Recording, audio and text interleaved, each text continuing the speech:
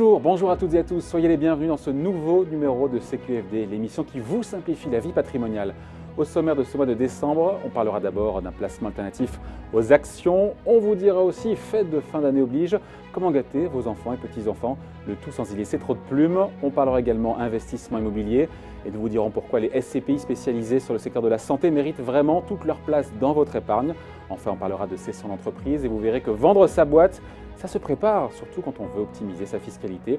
Et d'abord, comme chaque mois, c'est parti pour le JT de CQFD.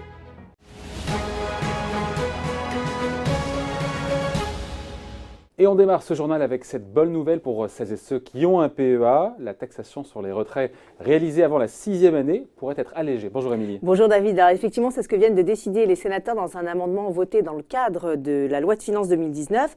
Alors concrètement, les gains liés aux retraits effectués avant la 6e année seront soumis à la flat tax de 30%, ce qui est nettement plus avantageux que ce qui se pratique actuellement. Pour rappel, les plus-values sont aujourd'hui imposées à 39,7% si le retrait est réalisé au cours des 2 premières années et puis à 36,2% entre 3 et 5 ans. En revanche, la nouvelle loi ne modifierait pas ce qui est prévu pour les retraits effectués après 5 ans, à savoir une exonération d'impôt avec un maintien des prélèvements sociaux. Cet amendement doit maintenant être adopté par l'Assemblée, ce qui semble être acquis puisque le gouvernement a d'ores et déjà donné son aval. Allez, on termine avec ce mot sur l'immobilier neuf et les ventes sur plan, les fameuses VEFA. Tout ça, le vent en poupe, on le sait, mais peut-être plus pour très longtemps, Émilie. Oui, alors l'UFC Que Choisir a mené l'enquête sur l'année 2017. C'est assez édifiant. Avec une explosion de 87% du nombre de litiges, les promoteurs se rendraient coupables de mauvaises pratiques. Alors par exemple, des retards dans la livraison de 5,4 mois en moyenne, engendrant un préjudice de 4 500 € par acheteur. Les professionnels ne prendraient même pas la peine de s'expliquer ou alors se contenteraient de motifs formels et pas vraiment convaincants. Pire, seuls 20% des logements seraient livrés sans réserve. Les 80% restants feraient l'objet en moyenne de pas moins de 12 réserves. Alors ça pourrait aller de fissures, de sols tachés ou même carrément d'une absence de chauffage ou d'eau. L'UFC pointe également cette injustice légale. Les promoteurs ont le droit aujourd'hui de livrer une surface 5% plus petite sans devoir la moindre compensation financière. Merci Émilie pour ce journal. Merci David.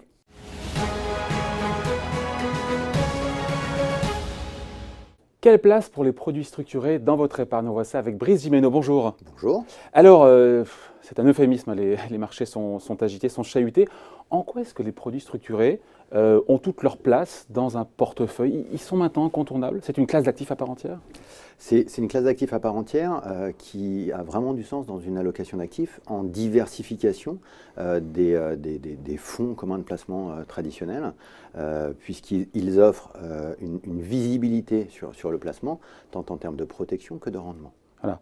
L'objectif, qu'on comprenne bien, l'objectif, c'est dégager une performance, ou pas d'ailleurs, mais en tout cas, elle est connue à l'avance et elle est indexée sur les indices boursiers. C'est en ça que ça se rapproche des SICAV actions. Tout à fait. Indice boursier, action panier d'action. Le principe, c'est de définir en amont le placement qui convient avec le client, tant en termes de protection que de rentabilité. Tout est défini en amont et derrière, on va suivre ce placement et ça va se dérouler très exactement comme on l'a défini dans le cahier des charges. Voilà. Alors ce qui est vrai, c'est que le placement, quand on soulève le capot, il est super sophistiqué. Ce n'est pas aujourd'hui qu'on va rentrer dans le cœur du réacteur, mais dans son fonctionnement, on va tout faire pour, mais vous allez voir, c'est assez simple à comprendre. La performance, elle va se matérialiser, elle prendra la forme d'un coupon, c'est ça le meilleur parallèle qu'on peut faire, qui peut être versé ou pas, il faut le dire, Exactement. Chaque année, ou en fin de vie du placement. C'est là où il faut avoir bien ça en tête. Exactement. Le principe, donc, c'est de définir un point d'entrée. Alors aujourd'hui, on peut estimer ou pas, comme vous dites, que le point d'entrée est intéressant. Et par rapport à ce point d'entrée, on va constater tous les ans est-ce que le marché est positif ou non. S'il est positif, on va détacher un coupon. S'il est négatif, on va attendre une année de plus jusqu'à éventuellement la maturité qui peut être à 8, 10 ou 12 ans. Ouais. Il faut dire aussi, il n'y a pas de garantie qu'on touche ces coupons. On peut très bien ne pas les toucher, mais il y a cette espèce de visibilité, de lisibilité sur les différents scénarios qui peuvent se produire. Oui, on n'est pas pris en traître, entre guillemets, avec ce type de produit, parce qu'on sait parfaitement tout est prévu à l'avance. Le Exactement. bon comme le moins bon. Exactement, exactement. On a vraiment un cadre défini. C'est une typologie de produit qui plaît beaucoup à des ingénieurs, à des personnes qui ont besoin de ce cadre de visibilité. On sait qu'on va avoir, si les marchés font ça, alors on va avoir ça, sinon on aura ça. Donc c'est très défini, avec une protection au terme du placement qui évolue en fonction du risque qu'on veut prendre. Alors, maintenant, encore de manière plus précise, la protection, on va en parler juste après. En gros, je rentre aujourd'hui, on va dire qu'à 40 autour de 5000 points, on est un petit peu en dessous, mais dans un an, on va regarder comment s'est comporté, allez, on va prendre un exemple, le CAC 40, par exemple. Et que se passe-t-il dans un an? Si le CAC 40 a progressé, on va dire, de 1%. Alors, si dans un an, par rapport au point d'entrée aujourd'hui, le CAC 40 a progressé de 1%, vous m'avez confié 100 €, je vais vous rendre vos 100 € avec un coupon qui va en fonction des conditions de marché actuelles, qui va être… Et quelles sont les conditions de marché actuelles? Imaginons un produit sur 8 ou 10 ans, par exemple. C'est un exemple. Hein. Oui, en termes de coupons, on va avoir des rentabilités entre 7 et 9%, par exemple. Voilà. Ça, c'est si, encore une fois, dans un an, regarde le CAC 40, il a progressé un peu. Scénario plus négatif, le CAC 40 a baissé. Le CAC 40 a baissé. On a tout perdu.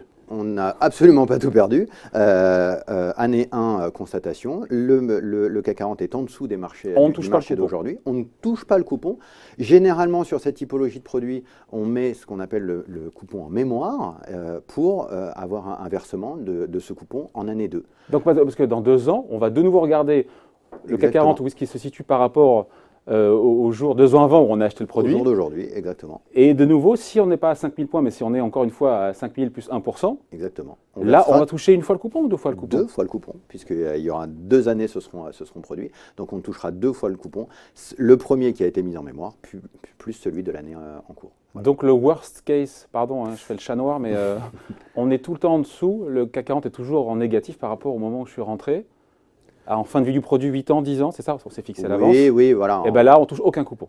Voilà, alors le scénario le pire, le worst case, c'est, alors suivant les produits, mais le produit le plus simple, ce sera effectivement de dire dans 8 ans, dans 10 ans, je n'ai pas touché de coupon.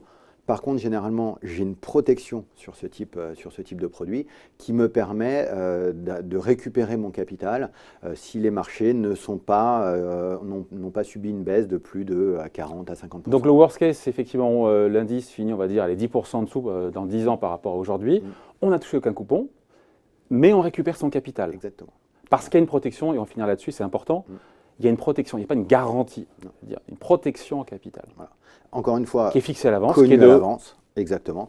Généralement, on travaille sur des protections autour de moins 40, voilà, qui nous semble quelque chose une protection qui est suffisante. On ne sait jamais si elle va être suffisante dans 10 ans, puisque c'est beaucoup trop loin, mais qui nous semble intéressante. Donc, on a cette protection à moins 40. Si jamais les marchés finissent à moins, si jamais le marché n'a jamais été positif pendant les 10 ans à venir, sinon le produit s'est arrêté, comme on l'a vu en année 1 ou en année 2. Statistiquement, mais c'est le passé, c'est le rétroviseur en général, ça s'arrête au bout de 3 ans, mais c'est le passé, ça ne veut pas dire que ça se produira à l'avenir. Ouais, j'aime pas trop parler de statistiques, puisqu'on est vraiment dans ce qui va se passer à l'avenir, donc on ne peut pas savoir si les marchés vont être positifs, mais si j'ai cette croyance que les marchés vont être positifs, alors effectivement c'est un produit qui peut être intéressant. Ouais. Par contre, si je pense que les marchés vont doubler, là mieux vaut carrément prendre le risque action en direct, en directionnel. Évidemment. Avoir une SICAV avec un gérant qui est derrière. Évidemment, voilà. Et ou se dire, en diversification, je vais en mettre un tout petit peu, parce que si jamais mon scénario n'est pas tout à fait x2, à ce moment-là, je vais quand même avoir, sur cette partie de mon allocation, je vais quand même avoir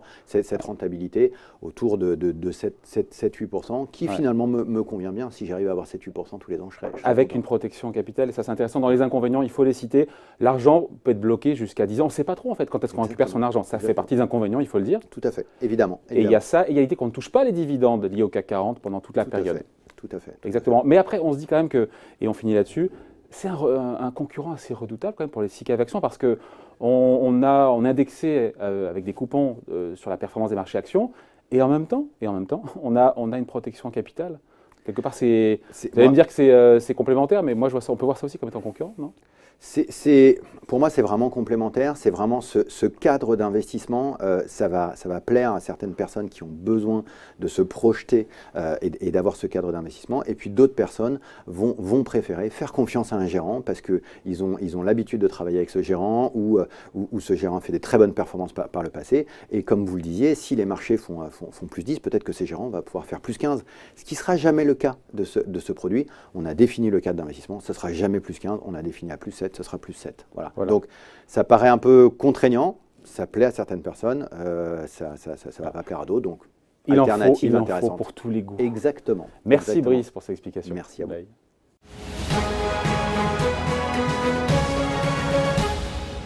Faut-il investir dans l'immobilier de santé? On voit ça avec Grégory Frappé. Bonjour Grégory. Bonjour David. Alors, on parle souvent ici des SCPI, et c'est vrai que les plus connus, ce sont les SCPI diversifiés, généralistes, où on a à la fois du résidentiel, du bureau, du commerce, de la logistique. Il y a aussi des SCPI qui sont plus ciblés, j'ai envie de dire, thématiques, spécialisés. Quelle différence en gros déjà? On campe un peu le décor. Peut-être David rappeler tout d'abord ce que sont les SCPI. Toujours. C'est la possibilité pour un client, qu'il soit particulier ou professionnel, d'investir à partir de quelques centaines d'euros dans un patrimoine immobilier diversifié. Pour autant, toutes les SCPI ne se valent pas pour deux raisons principales. La qualité ou les convictions du gérant d'une part, et d'autre part, la classe d'actifs sur laquelle la SCPI investit. Les plus connus, ce sont les SCPI de bureau, également les SCPI résidentielles fiscales, mais il y a aujourd'hui des SCPI thématiques, et parmi les SCPI thématiques, les SCPI qui investissent sur des thématiques comme la santé, l'éducation, sont celles qui sont aujourd'hui les plus représentées. Ouais. Mais dans les SCPI généralistes, on peut aussi avoir un petit peu de santé dedans. Oui, je dirais que ce n'est pas la tentation naturelle des gérants. D'accord. Et donc, si on va aller vers l'immobilier de santé, ce n'est pas le fruit du hasard, c'est parce que derrière, il y a une analyse, il y a une réflexion, comme quoi c'est vrai, enfin, c'est démographique, c'est un créneau qui est porteur parce qu'avec le vieillissement, il faudra plus de maisons de retraite, plus d'EHPAD. C'est ça derrière la stratégie, j'ai envie de dire? Alors, ça part effectivement de ce constat simple. C'est d'une part le poids relatif des personnes en situation de dépendante, il va croître pour deux raisons extrêmement simples. D'une part, le vieillissement de la population. Ouais. On vieillit, on vit de plus en plus tard et on est de plus en plus longtemps en bonne santé. Mais le moment où on tombe dans la dépendance, c'est un moment qu'il faut savoir gérer. Et puis par ailleurs, il y a également l'évolution naturelle de la population et l'évolution du rapport de la famille avec le traitement de la dépendance. Ouais, on a un graphe justement, alors on va voir effectivement le vieillissement, voilà, c'est quasiment mathématique, le vieillissement démographique avec, voilà, c'est assez, je pense qu'on va le voir là, il n'y a pas de discussion là-dessus, hein, c'est vraiment, voilà, quatrième âge, nouvelle donne démographique. Alors il y a un effet, David, extrêmement quantitatif, hein, pour dire les choses très factuellement. En 2015, il y avait 28 millions de personnes en Europe âgées de plus de 80 ans et les anticipations font qu'en 2050, elles seront près de 60 millions. Et dans le même temps, parce qu'il y a l'aspect quantitatif, mais il y a aussi l'appréciation que vont avoir les familles du traitement de la dépendance. Et en Europe notamment, et en Europe du Nord en particulier, on voit que tous les modèles ne se valent pas. Ouais. Alors donc derrière, on comprend bien donc secteur d'avenir avec donc un dynamisme parce qu'il y a des besoins qui sont criants, on le voit bien. Et derrière, il y a comment dire, on peut imaginer des revenus qui soient prévisibles parce qu'on sait quels seront les besoins. Alors tout à fait. Peut-être dire il y a entre 60 et 90% aujourd'hui de la grande dépendance qui est traité soit par les services publics, soit par les activités caritatives. Mais à côté de cela, il y a la place pour un modèle marchand, ce qu'on appelle le médico-social, et il faut nouer des partenariats avec les grands exploitants, et en contrepartie de ces partenariats, on a la possibilité de conclure des baux sur des durées de près de 12 ans. Donc on a pour l'investisseur une très grande pérennité du loyer qui va lui être versé trimestriellement. Ouais. Investisseurs qui sont souvent institutionnels, comme on dit, pour un particulier, acheter, voilà, on n'achète pas une maison de retraite comme ça, ou un lit, ou une chambre. ça ouvre l'accès, ces CPI spécialisés dans l'immobilier de santé, ça ouvre l'accès donc à des particuliers à ce type d'investissement qui est plutôt réservé, il faut le dire, aux professionnels. Hein. Alors, un des grands atouts de la SCPI, c'est justement de faire bénéficier à des particuliers à partir de quelques centaines d'euros d'une qualité de gestion habituellement réservée aux clients institutionnels. Il y a des équipes dédiées, souvent qui viennent du monde de l'exploitation et qui sont en capacité d'analyser les meilleurs actifs, les meilleurs EHPAD, mais également les meilleures cliniques, pour conclure des partenariats de qualité avec les exploitants et ainsi avoir des portefeuilles dont la valeur sera protégée dans le temps. Ouais. Et des rendements, d'ailleurs, quels sont les rendements qu'on peut attendre sur ces SCPI de santé? Dans la moyenne de ce que font les SCPI généralistes, ou plus ou moins d'ailleurs? Alors, la SCPI de santé, déjà, ce qui est très bien pour un particulier, et c'est complètement dans l'air du temps, c'est la possibilité de mobiliser une épargne socialement responsable. Et quand on regarde en termes de retour, en termes de rendement, les rendements sont comparables. On était à 4,35% de distribution annuelle pour l'ensemble des SCPI.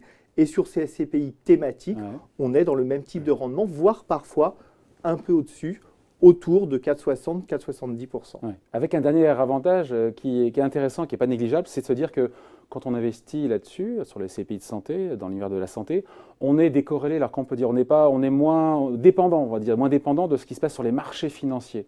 En ces temps de turbulence, ça mérite la réflexion. Alors, les SCPI en général, elles ont cet énorme avantage qui fait leur succès. On a passé la barre des 50 milliards d'euros de capitalisation, d'être une alternative aux produits de taux qui aujourd'hui rémunèrent moins de 1%, qui n'ont pas la même volatilité effectivement que la classe action.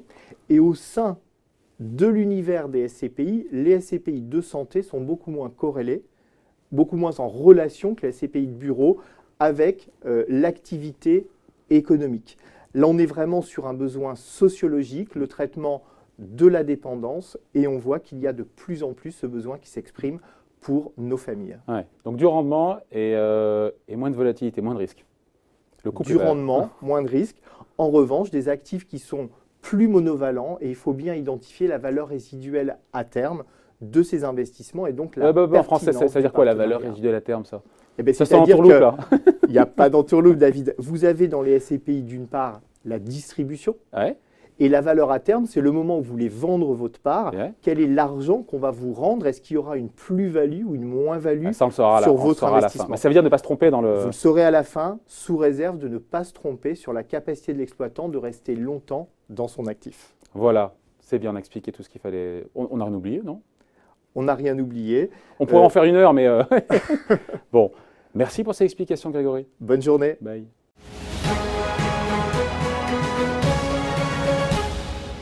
Comment gâter ses enfants et ses petits-enfants? Question de saison et légitime, évidemment, en cette fin d'année. Bonjour Alexandre. Bonjour David. Bon, évidemment, voilà, c'est Noël, la fin de l'année, tout ça est propice et c'est tant mieux à la générosité, notamment envers sa descendance, mais pas seulement. Il y a plusieurs façons de s'y prendre hein, quand on est parent, quand on est grand-parent. Il y a déjà ce qu'on appelle le présent d'usage. Oui, le présent d'usage, c'est le cadeau de fin d'année. Hein. C'est quelque chose qui se matérialise par la remise de la main à la main. Alors le virement est accepté, hein, parce qu'aujourd'hui la remise de la main à la main, c'est pas toujours si évident que ça, en fonction de ce qu'on est amené à donner. Sur un bien meuble, il faut que ce soit un bien meuble, à une occasion particulière, Noël étant une occasion particulière, par quelqu'un qui en a les moyens. Voilà, c'est ça, le présent d'usage. Et l'avantage, c'est qu'il n'y a pas ni impôt, ni droit de donation. Ouais, pas de droit de donation, pas de déclaration, pas de rapport successoral, rien du tout. C'est vraiment quelque chose comme ça, de la main à la main. Et à quelle occasion? Noël est une occasion pour faire ce qu'on appelle un présent d'usage. Mais c'est pas seulement Noël d'ailleurs. Hein. Pas seulement Noël, c'est des occasions particulières. Ça peut être un anniversaire, un mariage, Noël, un baptême, enfin toutes les occasions d'usage qui permettent de faire un petit cadeau. Donc ça peut être un bien meuble, quand on dit bien meuble, ça peut être une voiture, donc de l'argent, ça peut être... Ouais, ça peut être une voiture. En fait, comme il faut prendre en considération celui qui donne, celui qui a les moyens de donner, qui ne doit pas s'appauvrir, une voiture, ça peut être un présent d'usage. Ça peut paraître disproportionné, mais il y a des arrêts de jurisprudence qui valident le présent d'usage sur un véhicule d'une valeur de 30 000 euros. Ça a été le cas pour fêter un baccalauréat, par exemple. Ouais. Mais il ne faut pas que le montant donné, en fait, soit...